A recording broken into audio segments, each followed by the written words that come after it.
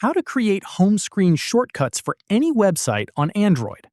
This tutorial shows you how to pin a site directly to your home screen so it opens like an app.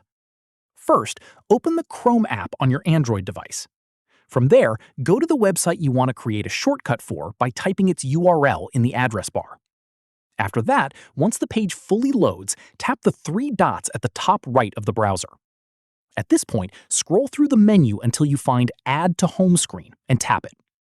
Following this, a preview will pop up showing the shortcut's name and icon, which is usually pulled from the website itself. From here, you can edit the name if you'd like something shorter or more recognizable, then tap Add.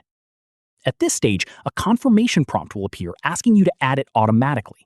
Tap Add again to place it directly on your home screen. Once added, the shortcut will sit on your home screen just like a regular app icon, and tapping it will open that exact website directly in the browser. Keep in mind this isn't a true standalone app, so it'll still open within Chrome rather than running independently, but it skips the step of typing the URL every time. That's how you create home screen shortcuts for any website on Android. If this helped, drop a like, subscribe for more Android tutorials, and hit the bell so you don't miss the next one. Catch you then.